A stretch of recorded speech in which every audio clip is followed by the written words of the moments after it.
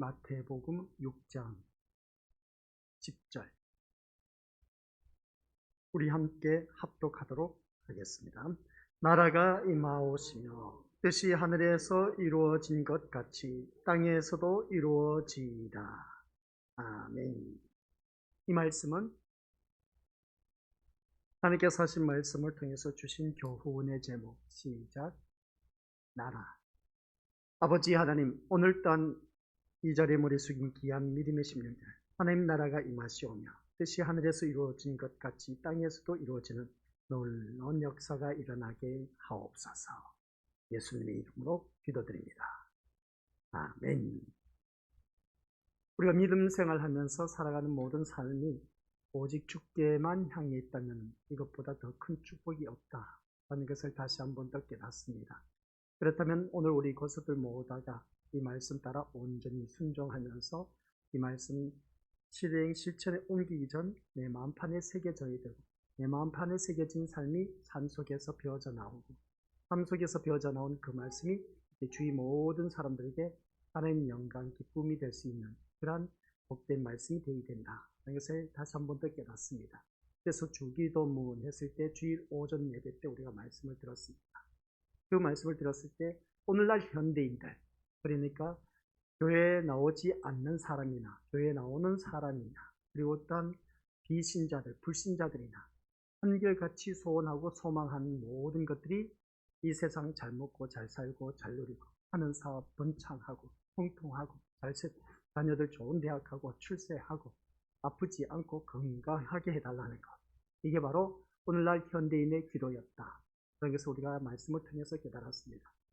그러한 기도가 오늘 교회 다니는 사람들에게도 똑같다는 겁니다. 그래서 주님이 가르쳐 주신 주기도문, 왜 기도를 가르쳐 주셨을까? 그러고 있을 때에 우리는 옛사람이 아닌 새사람이라는 것이죠. 그래서 옛사람을 벗어버리고 새사람을 입으라고 했습니다. 그러면 교회에 들어온 우리 귀한 믿음의 심령들 모두 다가 한결같이 새사람이 되었습니다. 그러면 새사람의 기도를 해야 됩니다. 옛사람의 기도는 하지 말라는 겁니다. 오늘날 현대인들이 갖고 있는 모든 공통점인 그러한 기도는 하지 말라라는 것입니다. 하더라도 어떻게 기도하라? 옛사람처럼 기도하지 말라. 믿지 아니한 사람들, 비신자들처럼 그러한 기도하지 말라. 똑같은 기도라는 겁니다. 그러면 교회 안에서 우리의 기도는 어떻게 해야 될까라는 것입니다. 그래서 하나님께서 우리에게 가르쳐 주신 기도문이 바로 주기도문이다. 땅에서 보게 됩니다. 그래서 기도는 우리가 하면 할수록 우리의 죄를 깨닫게 한다. 이것을 다시 한 번 더 깨닫게 되는 것이죠.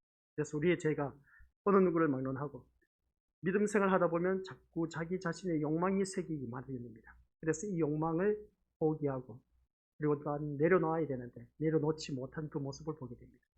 그래서 우리가 더더욱더 주님 앞에 엎드리고 또 기도하면서 나의 모든 제약들을 내려놓는 것, 이게 참 무엇보다도 중요하다. 이것을 보게 됩니다.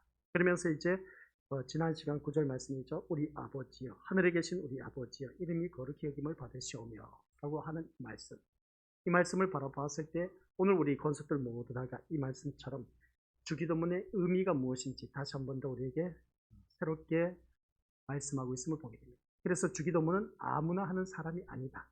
성령이 임하신 그러한 심령들이 오직 주님 앞에 나와서 새롭게 된 신자가 할 수 있는 기도문이다 라는 내용입니다. 이게 바로 주기도문의 의미라는 것을 다시 한 번 더 깨닫게 된 것입니다. 그러면서 하늘에 계신 우리 아버지 했을 때 하늘에 계신, 우리가 시간적인 공간을 초월하신 그러한 하나님이십니다. 그래서 어느 누구든지 하나님 앞에 나올 수가 없다는 것이죠. 구약시대는 하나님 앞에 나오려면 핏부름의 제사가 있어야만 그게 제사가 하나님 전에 연락되었다는 것입니다. 오늘 신약 이 시대에는 우리 믿음의 것들 예수 그리스도의 그 핏부림, 십자가의 사건으로 인해서 우리를 모두 다가 제3의 은총을 받아 누려서 이 자리에 나오게 되었답니다. 그래서 예수 그리스도의 십자가의 은혜가 아니면 우리가 주님 앞에 나올 수 없는 예수 그리스도의 그 피 흘림으로 인해서 우리가 하나님께 나올 수 있게 되었답니다. 그래서 하나님 앞에서라는 것이죠. 하늘에 계신 우리 아버지라는 말씀입니다. 그런 우리들 놀라운 특권을 누리고 있다라는 것을 다시 한 번 더 깨닫습니다. 그러면서 우리 아버지라고 했을 때 우리 아버지는 예수 그리스도의 아버지가 곧 나의 아버지. 이것은 곧 무엇을 말하느냐? 라고 했을 때 우리는 양자의 영을 받은 하나님의 자녀가 된 귀한 믿음의 백성입니다. 그래서 우리 아버지라고 했을 때 우리 모두 다가 하나님의 한 가족이다 라는 그런 의미였음을 보게 됩니다. 그래서 하늘에 계신 우리 아버지요 이름이 거룩히 여김을 받으시오며 라고 했을 때 아버지 이름이 거룩히 여김을 받는 것은 우리 민족들 기억하시길 바랍니다.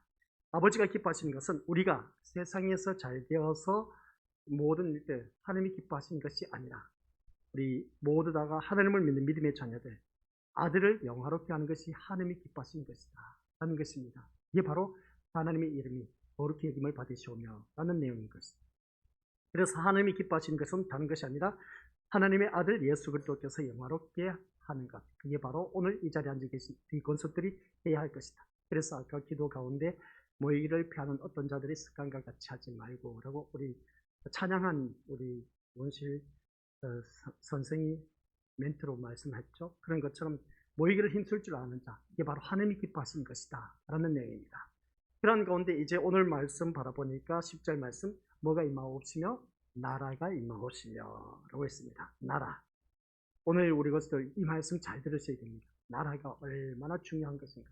그래서 우리가 무엇을 구하는가. 주보에 보면 나와 있지 않습니까? 무엇을 구하는가? 나라라는 무엇인가. 그리고 어떤 우리 것들 누가 나라를 구하느냐는 것을 알 수 있음을 보게 됩니다. 오늘 먼저 우리가 나라라고 했을 때 무엇을 구하는가. 참 살아가는 삶 속에서 여러 가지 우리가 많은 것을 구하고 있습니다. 그러면 그 구하는 것이 옛 사람이 구하는 것과 오늘 내가 새 사람이 된 내가 구하는 것, 과거에 내가 소원했던 것, 예수 믿기 전에 소원했던 것과 오늘날 예수 믿고 나서 소원하는 것과 똑같은 기도를 하고 있다라는 것은 아직도 우리는 옛 사람에서 벗어나지 못하고 있다는 사실. 그래서 오늘 우리 본문 속에서 말씀하고 있는 나라가 임하옵시며 라고 했습니다. 이 나라가 임해야 된다는 것이죠. 이 나라는 바로 다른 것이 아니라 하나님 나라를 말하고 있습니다. 그 하나님 나라를 우리가 바라보면서 믿음의 경주를 하자는 것입니다. 오늘 이 자리에 앉아 계신 우리 것들 다시 한 번 더 자기 자신을 들여다보면서 믿음의 경주를 하면서 이 하나님 나라가 임하시기를 주님의 이름으로 간절히 부탁을 드립니다. 그러면 먼저 우리가 무엇을 구하는가? 구해야 되죠. 이 나라를 구해야 됩니다. 이 나라를 구하면, 이 하나님 나라를 구하면 우리는 내 삶이 모든 것이 다 천국의 삶이다. 이것을 다시 한 번 더 깨닫습니다. 그래서 살아가는 모든 삶 속에서 이 천국의 삶을 누리는데 누구든지 이 천국의 삶에 복된 삶을 누릴 줄 아는 자가 되어야 되는데 그렇지 못하니까 참 안타까울 뿐이다. 이것을 보게 됩니다. 우리가 살아가는 모든 삶을 바라보면 지옥과 같은 삶을 살고 있음을 알 수가 있습니다.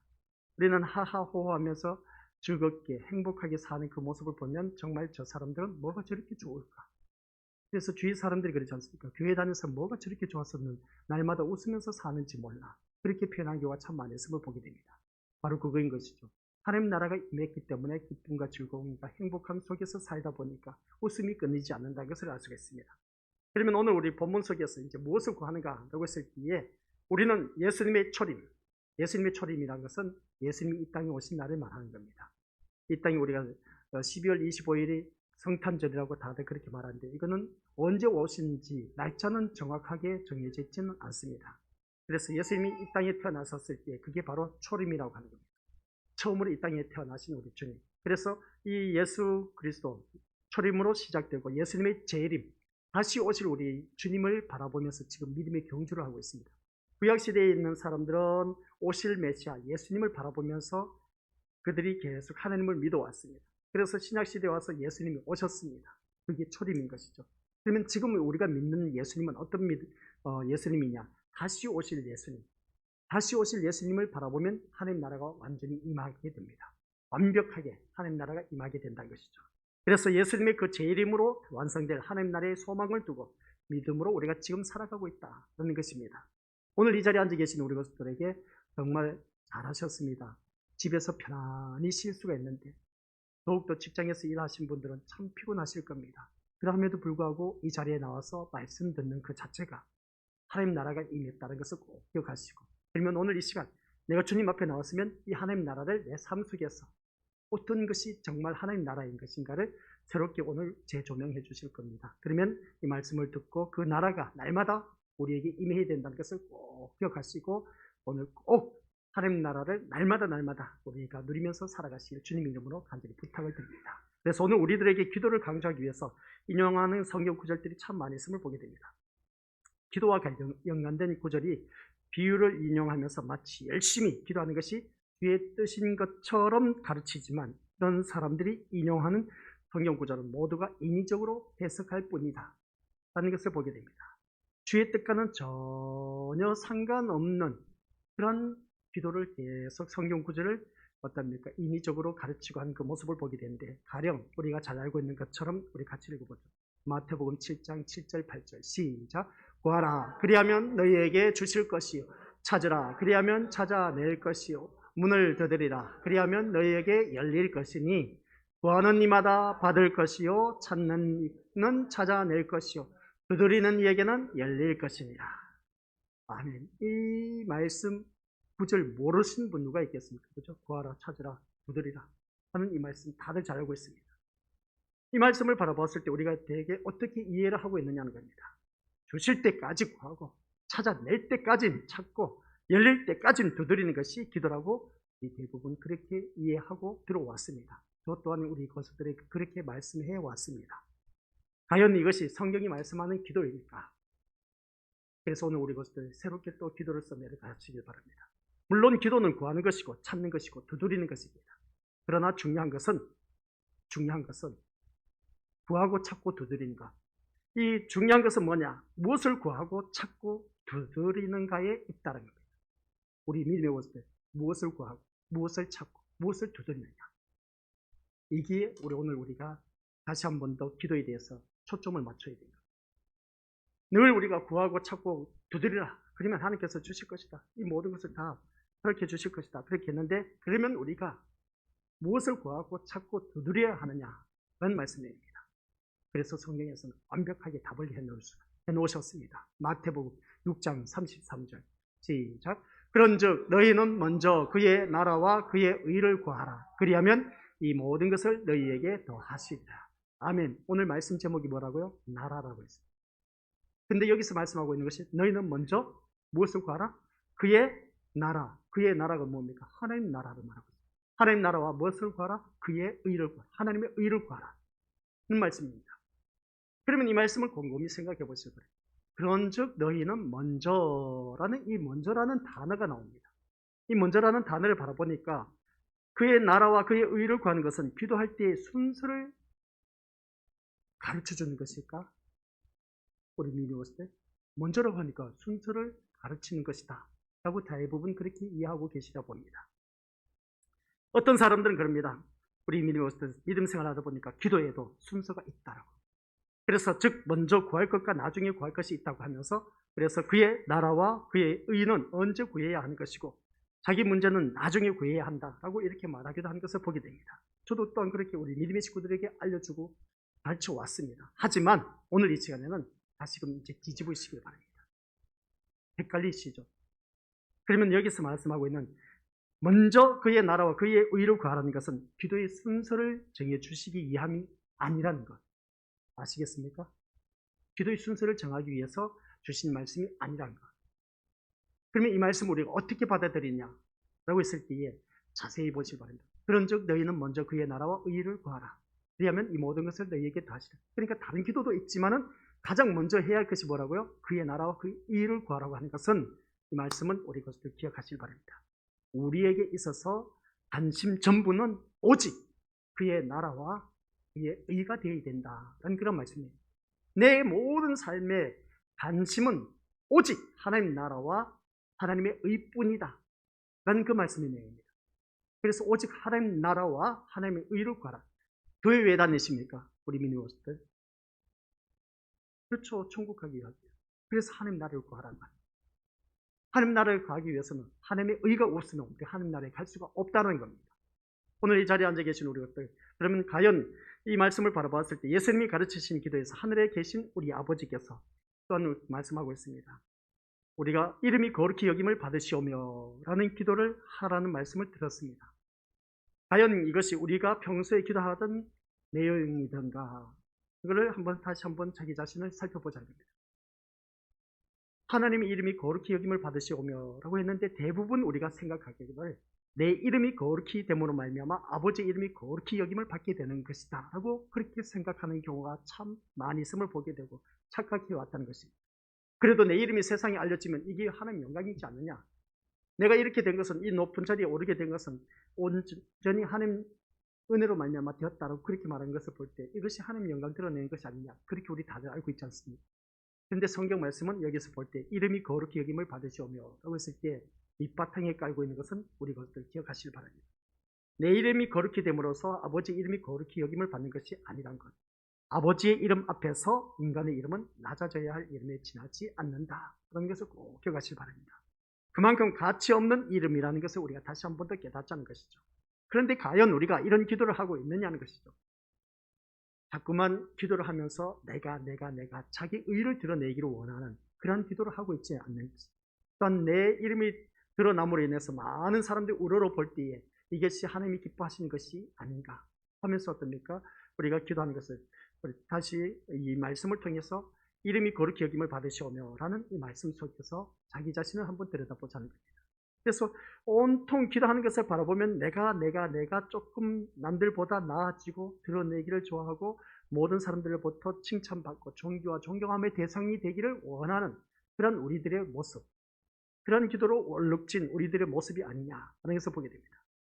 이런 기도를 할 때 우리 그렇습니다. 우리는 예배 마칠 때도 어느 누구든지 주기도문으로 모든 것을 마치고 있습니다. 그러나 그것은 기도가 아니었다는 것이죠. 다만 수업이 끝났을 때 알리는 그 종소리, 차인벨 소리처럼 예배가 끝났음을 의미하는 하나의 주문에 지나지 않았다는 것을 다시 한 번 더 깨닫습니다. 그래서 이거 우리가 주기도문을 다시 한 번 더 우리가 곰곰이 묵상하면서 새롭게 우리가 고백할 수 있는 그런 자가 되어야 되지 않겠느냐라는 말씀입니다. 그래서 기도가 구하고 찾고 두드리는 것이라면 우리가 구하고 찾고 두드리도록 만드는 간절한 것이 무엇인가에 대해서 생각해 보자는 것입니다.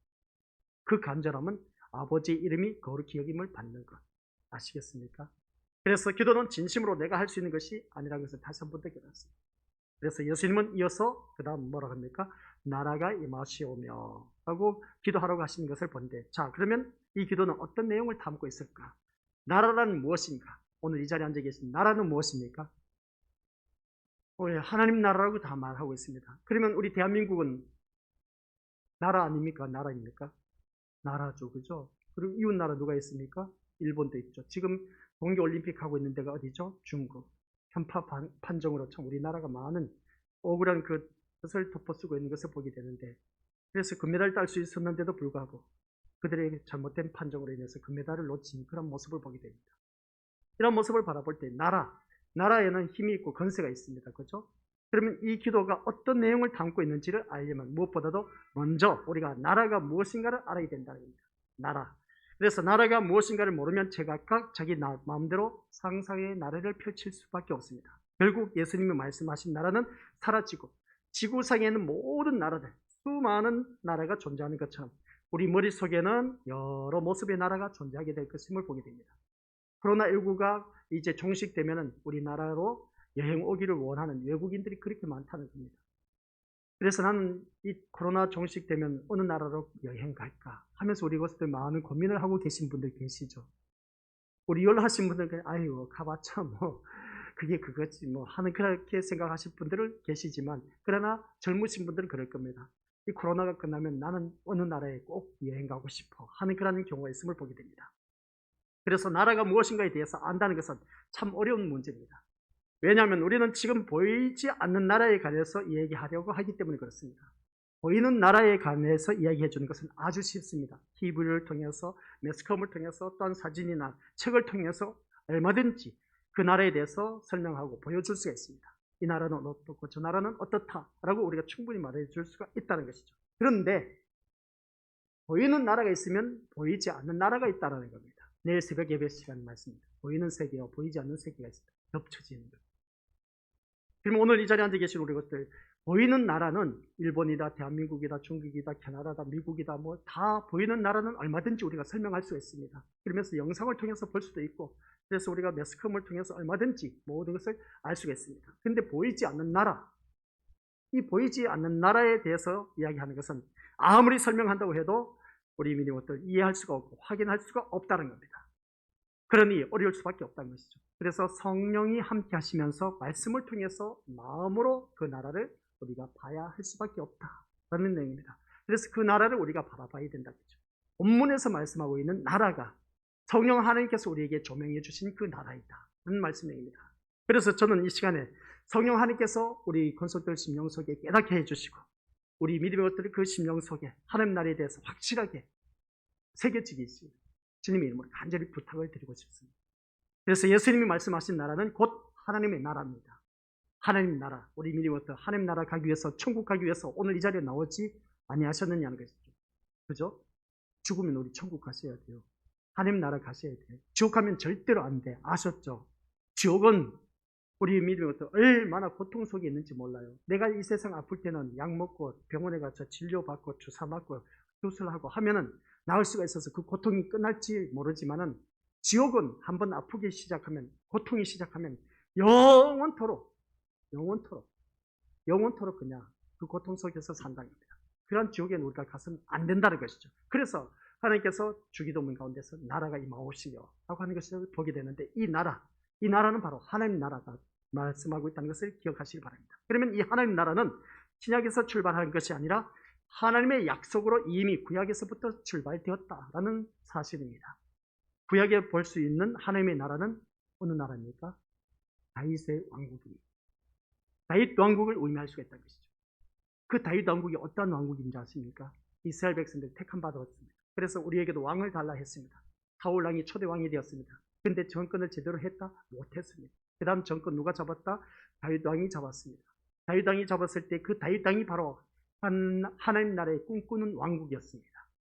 하나님께서는 다윗에게 언약을 세우시고 다윗을 부르시면서 하나님 백성의 나라인 이스라엘 왕으로 자리에 앉히셨던 것을 볼게요.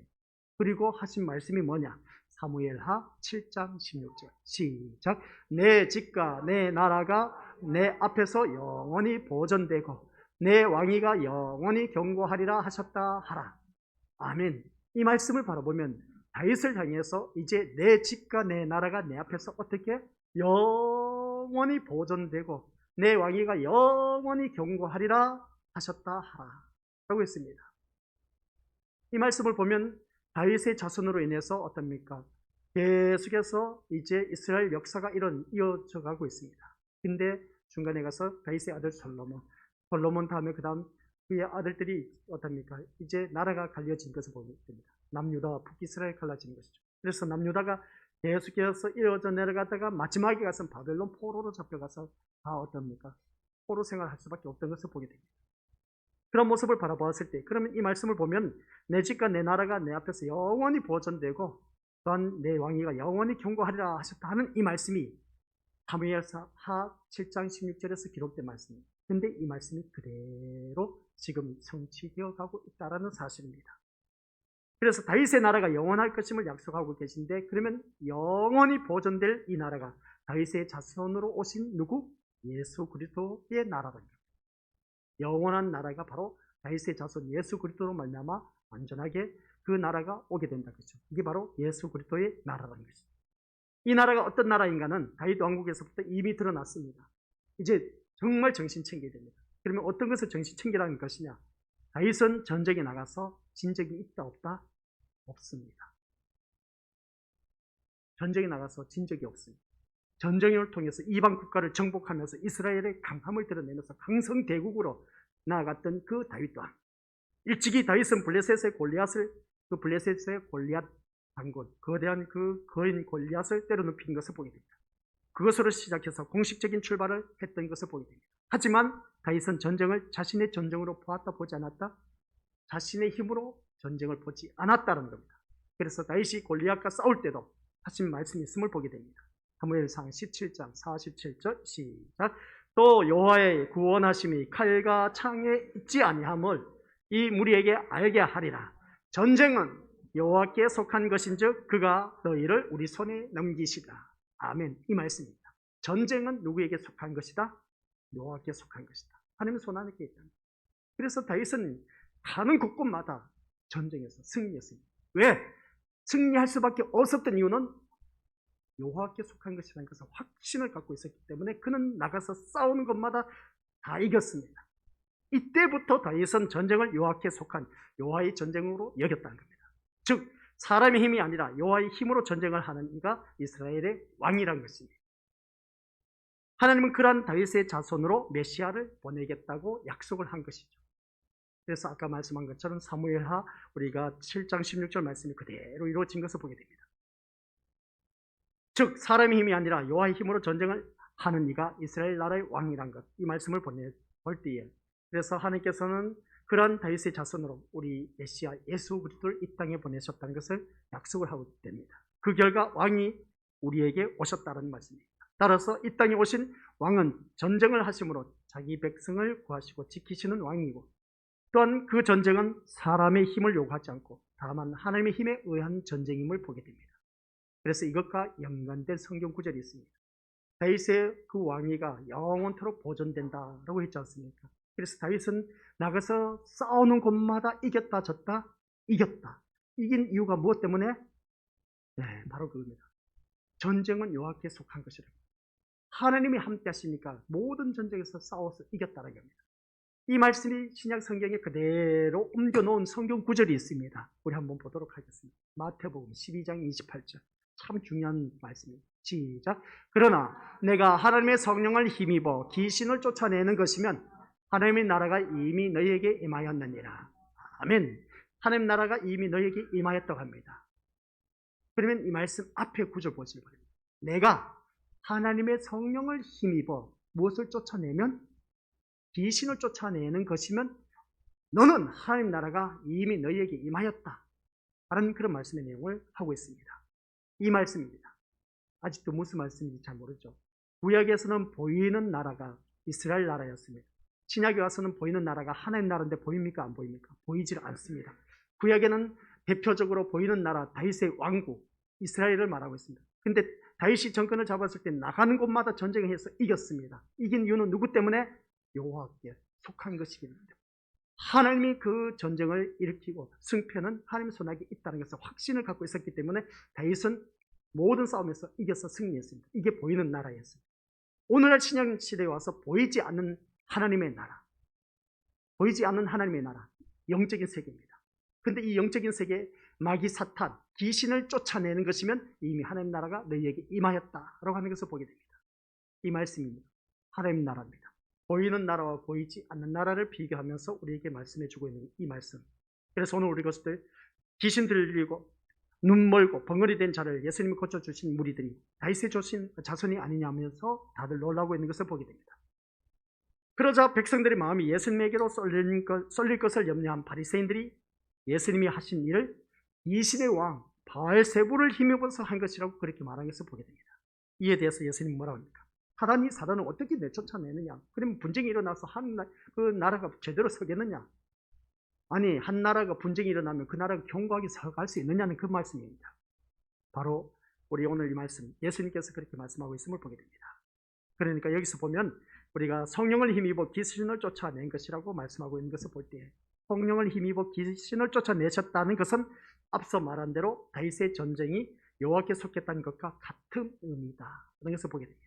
따라서 오늘 이 자리에 앉아 계신 우리 것들, 예수님께서는 하나님의 성령의 힘을 입어서 귀신을 쫓아내시는 일에 곧 하나님 나라가 임했다라는 증거입니다. 오늘 이 자리에 앉아 계신 우리 것들, 귀신을 쫓아내고 또한 마귀 사탄의 유혹을 쫓아내고 이 자리에 오셨습니다. 그리고 보면 이 자리에 앉아 계신 우리 것들은 이미 하나님 나라가 임한 하나님의 백성이다. 여기서 보게 됩니다. 그런 놀라운 믿음을 갖고 있는 오늘 이 자리에 나오신 것들은 정말 대단한 놀라운 특권을 누리고 있다는 것을 다시 한 번 더 깨닫게 된 것입니다. 이처럼 예수님께서 우리의 왕으로 오셔서 우리를 장악하고 있는 귀신을 쫓아내시고 구출하시는 것이야말로 하나님 나라가 임했음을 보여주고 있다는 내용입니다. 그래서 하나님의 나라를 막연하게 장차 구원받은 자가 영원히 살 천국이라고만 생각하지 마시고 지금 우리가 현재 이 세상에서 왕성하게 활동하고 있는 이 나라로부터 볼 수가 있어야 됩니다. 지금 내가 살고 있는 이 나라가 천국이다라는 겁니다. 어떻게 해요? 지금 내가 살고 있는 것이 천국입니까? 지옥입니까? 천국이라고 말할 수가 있어야 될 것입니다. 그래서 찬송가 438장 다들 잘 알고 계시죠? 내 주 예수 모신 곳이 그 어디나 하늘나라. 내 주 예수와 동행하니 그 어디나 하늘나라. 바로 그겁니다. 지금 내가 살고 있는 것, 내가 예수님을 모시고 계신다면 이게 곳이 하나님 나라가 되어야 되지 않겠느냐. 누구와 동행한다? 예수님과 동행한다면 그 어디나 하늘나라라고 했습니다. 그러면 지금 하나님 나라를 우리가 죽고 나서 천국 가는 것이 아니라 이 세상에서도 천국의 삶을 우리가 누릴 수 있도록 해주셨다는 겁니다. 그래서 우리는 제가 말씀드렸지 않습니까? 자고 일어나면 지금 8시 5분입니다. 우리 저녁이 되어서 지금 어제 8시 5분과 오늘 8시 5분은 새로운 세계입니다. 똑같지는 않습니다. 시간은 똑같은 시간이지만 새로운 환경이 있습니다. 하나님 나라가 바로 이렇게 새로운 환경 속에서 날마다 살아가게 해주신다는 그런 말씀입니다. 그래서 우리는 하나님 나라 했을 때 죽고 나서 천국 간다 그 개념 이제 내려놓으시고 그 나라도 있지만은 지금 내가 살고 있는 곳이 바로 하나님 나라다. 천국이다. 아이고 목사님 그러면 천국은 아픔도 없고 괴로움도 없고 시련도 없고 걱정 근심도 없다고 했는데 왜 이렇게 사는 것이 이렇게 힘들고 어렵습니까? 라고 생각하신 분은 그게 바로 지옥의 삶인 것이죠. 내 주 예수와 동행하니 그 어디나 하늘나라. 내 주 예수 모신 곳이 그 어디나 하늘나라가 되어야 되는데 그러면 하늘나라가 되지 못하고 내가 이렇게 고통 속에 있다는 것은 내가 그만큼 지옥의 삶을 살고 있다는 증거입니다. 그러면 여기서 벗어나려면 어떻게 해야 되겠습니까? 주님과 함께하기 위해서 힘쓰고 애쓰고 노력하고 해서 우리 믿음의 것들 하나님 나라를 일고 나가야 되는 것이죠. 그래서 우리 믿음의 것들 다들 잘 알고 있는 것처럼 다시 한번 우리 성경 말씀은 없습니다만 성경 여기에 준비는 안 됐을 겁니다. 마태복음 11장 12절 한번 보시기 바랍니다.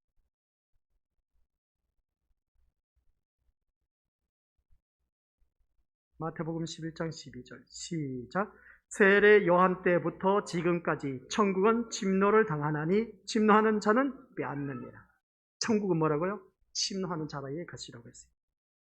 이걸 우리가 기억하셔야 됩니다. 하나님 나라 그게 바로 천국입니다. 천국은 누구의 것이다? 침노하는 자의 것이라고 했습니다. 그것은 영원하신 왕이신 예수 그리스도께서 우리를 사단의 세력으로부터 구원을 하시고 하나님 나라 백성으로서 보존시키기 위해서 사단과 전쟁을 벌이시는 그것이 바로 곧 하나님 나라이다. 여기서 보게 됩니다. 그래서 우리는 날마다 천국을 내 것으로 만들어 가야 된다. 그러면 천국을 내 것으로 어떻게 만들어 가느냐는 것이죠. 천국을 내 것으로 만들어야 된다. 내게 힘이 있어야 되지 않습니까? 그래야 천국을 침노한다는 것이죠. 힘이 있어야 그 땅을 우리가 점령해서 우리가 내 것으로 만들 수가 있는 것인데 근데 천국을 어떻게 침노하냐는 것이죠.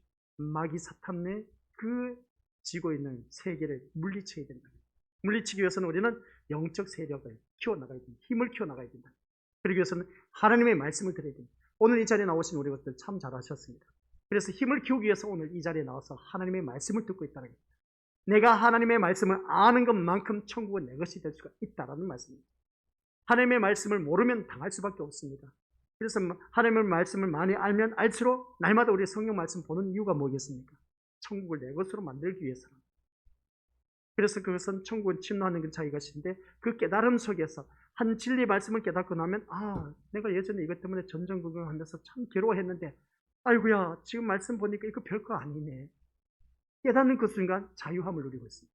예전에는 이것 때문에 전전긍긍하면서 그냥 고민하면서 살아왔는데 알고 보니까 별것 아니야. 하나님의 진리는 참 단순합니다. 깨닫고 보니까 별것 아니라는 것이죠. 그런데 그것을 깨닫기까지는 우리가 참 많은 아픔과 고통이 있다는 겁니다.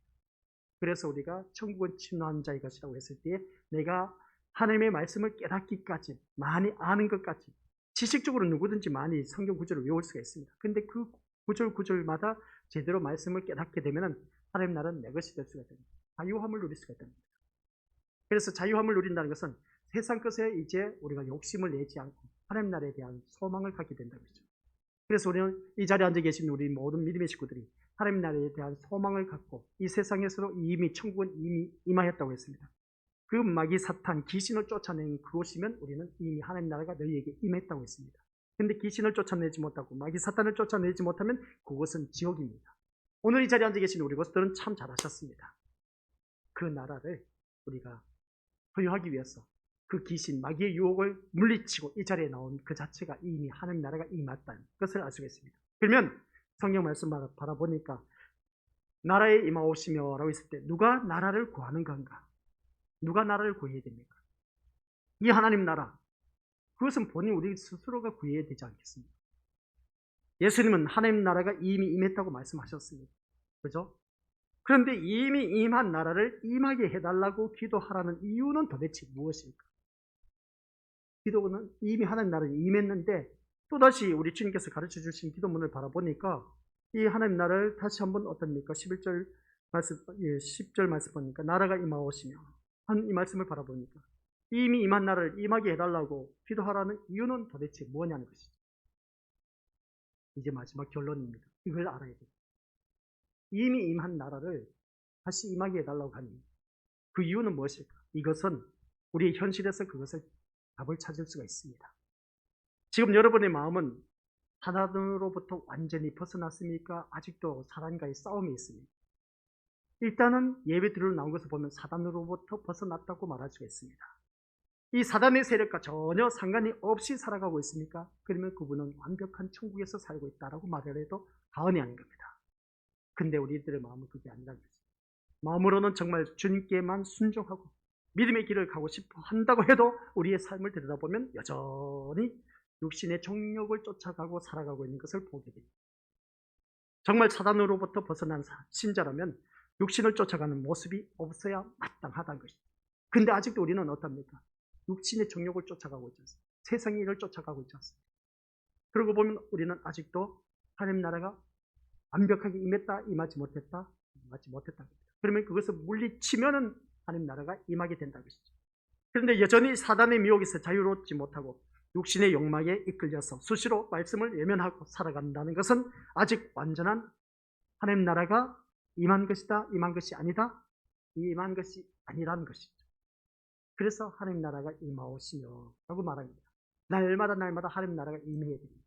그래서 우리는 날마다 날마다 이 천국은 침노하는 자가 되어야 된다고 했죠. 그래서 성경 말씀이 겹쳐지는 것이죠.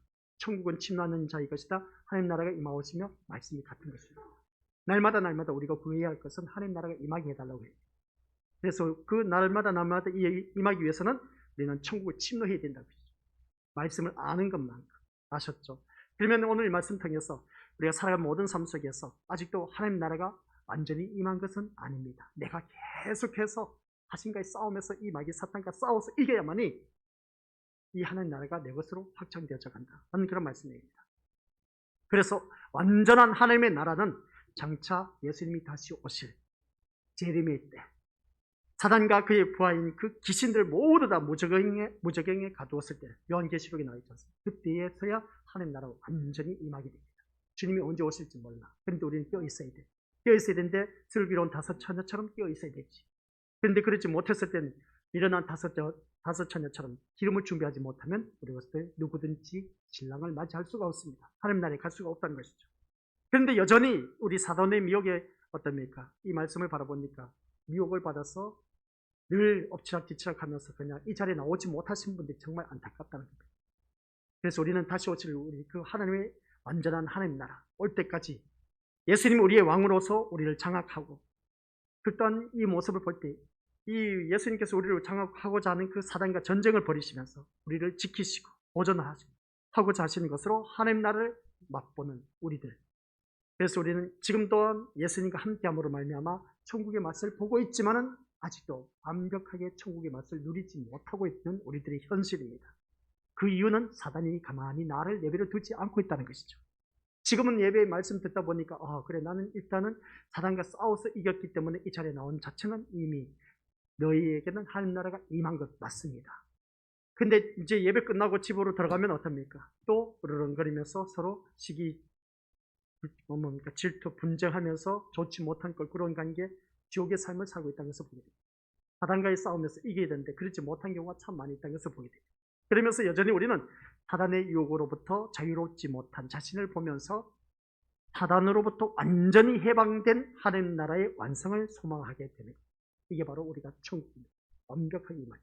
이것은 언제냐? 라고 했을 때 주님 오신 날일 때 주님 오신 날이 언제일지는 모릅니다. 그래서 이런 의미에서 나라가 임하기를 기도하라는 내용입니다. 그래서 나라가 임하옵시며 라고 했을 때 그 나라가 천국의 세계인데 날마다 영적 전쟁에서 승리해야만이 하나님 나라가 우리에게 임할 수가 있다. 천국은 침노하는 자의 것이다 라는 말씀입니다. 그래서 하나님이 싫어하는 것, 좋지 못한 것과 싸워서 이겨야 됩니다. 그게 바로 하나님 나라는 것입니다. 하나님 나라를 구하는 우리는 자신이 몸담고 있는 세상을 떠나기를 소원하는 것과 같다는 겁니다. 하루속히 이 지긋지긋한 세상 빨리 떠나고 싶다. 우리 연로하신 분들 그렇게 고백하지 않습니까? 그죠? 아니 살기 좋은 세상을 왜 빨리 떠나고 싶냐고 또 젊은 사람들이 그렇게 말합니다. 또 젊은 사람들 바라보니까 살려고 하다 보니까 이 직장이 좋은 데 들어갔어야 말이지. 살다 보니까 힘들고 어렵다는 것을 보게 됩니다. 그래서 오늘 이 말씀을 통해서 우리 것들 기억하시기 바랍니다. 동시에 우리가 두 나라를 마음에 두고 살 수는 없기 때문에, 그래서 장차 임할 나라가 자신이 영원히 거할 본향임을 알고 그 나라를 사모하게 되는 것을 알 수가 있습니다. 그래서 우리는 교회에 나와서 하나님의 말씀을 듣고 영원한 나라를 사모하고 있다는 것을 보게 된 것입니다. 이것이 바로 천국 백성다운 것이고, 이러한 천국 백성에게 나라를 구하는 기도가 가능하다라는 말씀입니다. 우리가 세상을 바라보는 것과 불신자가 바라보는 것에는 분명한 차이가 있습니다. 왜냐하면 우리는 세상을 빠져나와야 할 것으로 바라보는 반면에 불신자들은 세상 속으로 빠져들어가고 있습니다. 그래서 교회 다니는 사람과 교회 다니지 않는 사람의 차이점이 그거입니다. 우리는 세상으로부터 벗어나서 빠져나오려고 하는데 세상 사람들은 세상 속으로 빠져들어가고 있다는 겁니다. 이것을 바라볼 때 우리 것들 다들 기억하는 거 있는 것처럼 불신자들은 세상은 자신이 잘 되어야 하고 또 잘 살아야 하는 것으로만 보이기 때문에 계속해서 세상 속으로 빠져들어가고 있습니다. 그러면 우리 것들 좋은 예가 있습니다. 마지막 예를 듭니다. 하나님께서 가장 무서운 심판을 한 때가 언제였습니까? 구약시대에 홍수 심판이었죠. 홍수로 세상을 심판하실 때 이제 곰곰이 생각해 보셔도 홍수 심판은 세상을 둘로 나누었습니다. 둘로 나누었습니다. 어떻게 둘로 나눴냐? 잘 들으시기 바랍니다. 산자의 세상과 죽은 자의 세상을 둘로 나누었습니다. 그러면 산자의 세상은 어디였습니까? 노아 방주 안이었습니다. 죽은 자의 세상은 어디라고요? 노아 방주 밖이었습니다. 물로 다 심판을 해버립니다. 이겁니다. 산자의 세상은 당연히 노아의 방주 안의 사람들, 죽은 자의 세상은 물에 잠긴 사람들, 세상 물에 빠져 죽는 그런 자들. 그래서 물에 잠긴 이들은 노아가 방주 만드는 것을 보고 어리석었다, 지혜롭다, 어리석다고 했어요. 당연하지. 아니, 방주를 지으려면 어디에서 지어야 된다? 바닷가에서나 짓든지 아니면 강가에서 짓든지 해야 됩니다. 그런데 더욱더 놀랄 일이 있습니다. 방주를 짓는다, 배를 짓는다면 고기 잡을 수 있는 그런 배를 모형을 만들어야 되는데 이건 엉뚱하게 그냥 커다랗게 만들어 놓고 배 잡는 배가 아니야. 그러다 보니까 세상 사람은 진짜 미쳤다고 하는 것이죠. 그래야 안 그래요, 우리 미국 것들. 그것도 배를 어디서 지었다? 산 꼭대기에서 배를 지었대. 세상에. 세상 사람들 모두가 미쳤다고 합니다. 미쳐도 보통 미친 것이 아니라는 것입니다. 여기서 우리 것들. 이들은 하나님께서 그들이 세상에 무엇을 예비해 놓으셨는가를 전혀 모르고 있었기 때문에 그렇습니다.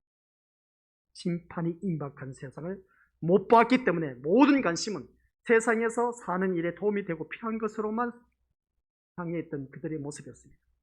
이들의 눈에는 방주는 분명히 어리석은 것이었습니다. 오늘날 많은 사람들을 보시기 바랍니다. 오늘날 방주는 어디입니까? 교회입니다. 세상 사람들 교회 다니는 걸 참 어리석게 보고 있습니다. 미련한 짓으로 보고 있다. 세상 사람들이 그렇습니다. 더군다나 신천지로 인해서 참 많은 교회를 욕먹었는데도 신천지는 이단이라는 것을 확실하게 알고 있는데도 불구하고 오늘 고창 거리에 나가 보니까 현수막에 신천지 교육하면서 얼마나 많이 써붙여 놓은지 모릅니다. 현수막 많이 걸어놨습니다. 그럼에도 불구하고 이단들은 더욱더 왕성하고 있다. 잘못된 것을 알고 있습니다.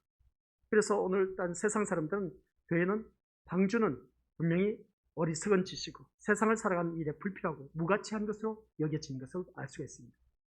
그나마 하나님 나라에 대한 관심을 갖고 있는 그런 자들에게는 그래도 교회에 관심을 갖고 있는 것을 보게 된 것입니다. 그래서 교회 안으로 나오는 것을 보게 되는데, 이런 말씀을 볼 때 우리 예수 그리스도의 십자가가 현대인들의 눈에는 그렇게 비춰질 수밖에 없습니다. 예수 그리스도의 십자가가 그들에게는 무슨 소용이 있겠습니까? 믿지 않는 사람들에게 너나 잘 믿으라고 합니다. 오늘날 교회 다니는 사람들 보니까 제대로 신앙생활도 하지 못하고 늘 뉴스에 보니까 좋지 못한 소식만 들려지던데 그런 교회 왜 다니냐? 라는 그런 소리를 우리가 많이 들어왔지 않습니까? 그렇죠? 그런 것을 보니까 세상 사람들은 전혀 노아가 방주를 지을 때에 미쳤다는 소리와 똑같은 겁니다. 오늘 교회 다니는 사람은 다 미쳤다는 것이죠. 세상 사람들 우리를 바라봤을 때. 그도 그럴 수밖에 없겠습니다. 그런데 심판이 주어졌습니다. 물로 심판이 주어졌을 때 구원받은 사람, 산자의 방주는 어디였습니까? 노아의 방주 아니었습니다. 근데 죽은 자의 세상은 바로 노아 방주 밖이었다는 것입니다. 교회 안과 교회 밖이라는 것을 알 수 있습니다. 오늘 이 자리에 앉아 계신 우리 것들 자신을 한번 돌이켜보시기 바랍니다. 자신들이 저주 자리에 있음을 생각하지 않고 살아가는 이 세상 사람들, 우리를 저주에서 구출하기 위해서 피를 흘리시고 십자가에 죽으신 예수 그리스도를 믿는, 그래서 피 흘려 죽으신 십자가라고 우리가 알고 있는 믿음의 식구들, 그래서 이러한 세상에 예수님이 아니면 안 된다고 하면서 소유의 넉넉함보다는 십자가의 은혜로 부유해지기를 소원하는 사람들, 그 사람들이 오늘 이 자리에 앉아 계신 우리 것들입니다. 예수님이 사단과 전쟁을 벌이시면서 빼앗으신 하나님의 백성들, 오늘 이 자리에 앉아 계신 우리 믿음의 것들을 말하고 있습니다. 이 백성들 속에 우리 자신이 있기를 원하는 마음은 없습니까? 우리 자신이 있기보다는 우리 마음속에는 예수님이 있어야 됩니다. 세상 속에 내가 아니라 예수 그리스도 안에 나로 존재하기를 소원하는 그런 마음이 있어야 되지 않겠느냐, 그런 말씀 내용입니다. 지금 이 세상도 방주 안과 방주 밖으로 구분되어진 그 노아 홍수 때처럼 예수 그리스도 안과 예수 그리스도 밖으로 나뉘어져 있다라는 사실입니다. 이런 말씀을 볼 때 산 자는 예수님 안에 있는 생명, 죽은 자는 예수님 밖에 있는 사람들, 아주 구약시대 때 노아 방주를 통해서 분명하게 보여줬습니다. 산 자는 노아 방주 안에 있는 사람만 살아있었습니다. 죽은 자는 노아 방주의 밖에 있는 사람. 이 말씀을 신약성경에 가져와서 보면 예수님 안에 있는 사람은 살아있는 사람, 예수님 밖에 있는 사람은 아직도 예수 믿지 않는 사람들, 그 사람들 죽은 사람이라고 합니다. 그래서 성경 말씀에 우리가 전도를 할 때 죽었던 영혼을 우리가 주님 앞에 데리고 나오는 것이라고 했습니다. 예수님 밖에 있는 자, 방주 밖에 있는 자, 교회 밖에 있는 자, 믿지 않는 사람들, 그 다음 사람들은 육신의 고기 덩어리는 살아있지만 영적으로 죽은 사람들입니다. 그래서 죽었던 사람들을 교회 안에까지 데리고 오기가 쉬운 일입니까? 어려운 일입니까? 어려운 일이죠. 그래서 전도가 힘든 겁니다. 그렇다고 해서 우리가 전도가 힘들다고 해서 포기해서는 안 된다고 했죠. 계속해야 된다는 거예요.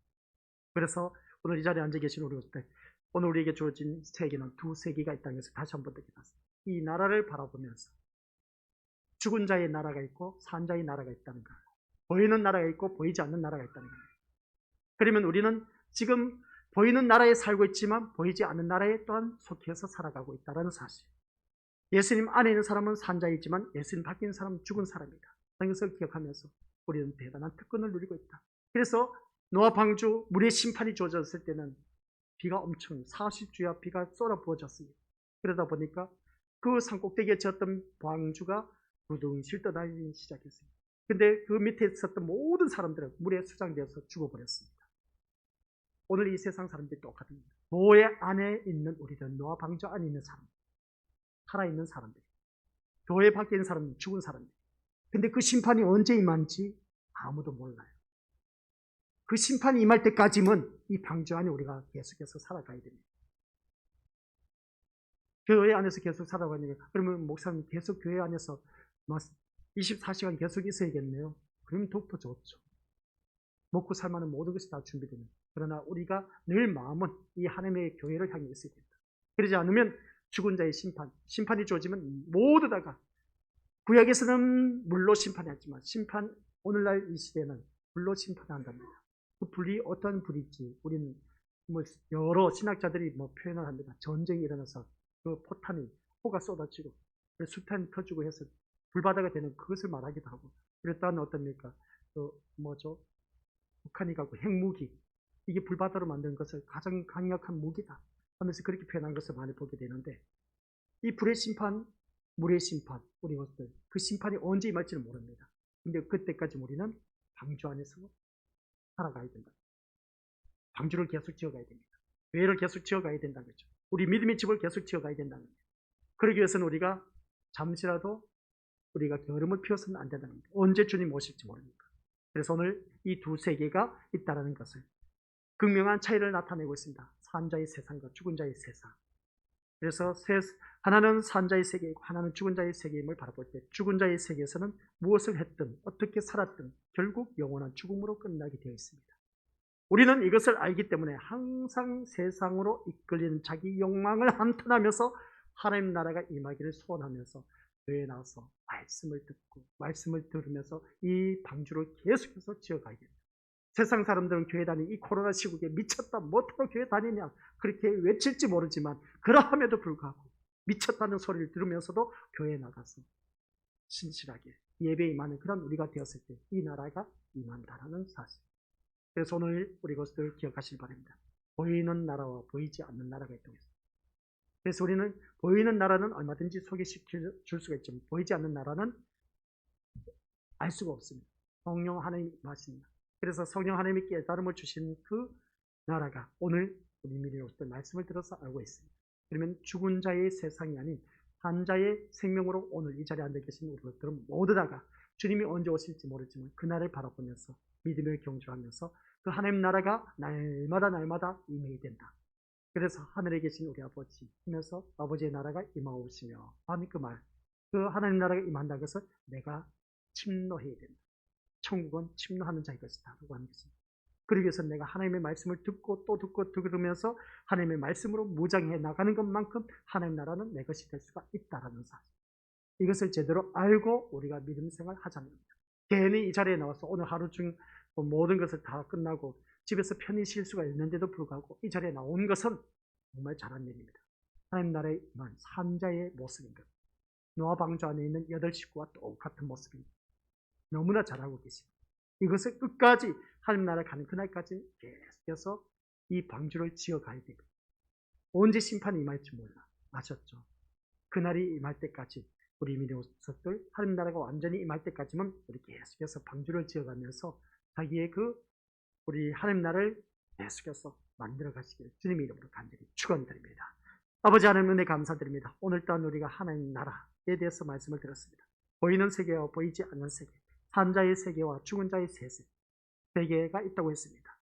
오늘 이 자리에 머리 숙인 우리 귀한 믿음의 심령들은 산자의 세상에 있고 산자의 세계에서 우리가 살아가고 있다는 것을 자부심을 갖고 살아가게 하옵소서.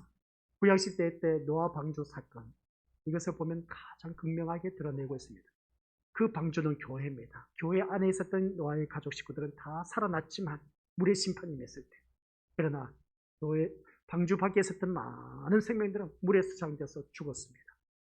오늘 이 시대 아버지 하나님, 교회 안에 있는 사람은 산자의 그 모습을 보게 되지만 그러나 주님이 심판했을 때는 교회 밖에 있는 사람 모두 다가 죽는다라는 사실 다시 한 번 더 깨달으며 늘 말씀 안에 살기를 힘쓸 줄 아는 지혜로운 자가 되어 우리 모두 다가 하나님 나라가 임하기를 간절히 소원하며 살아갈 수 있도록 인도하여 주옵소서. 예수님의 이름으로 기도드립니다. 아멘.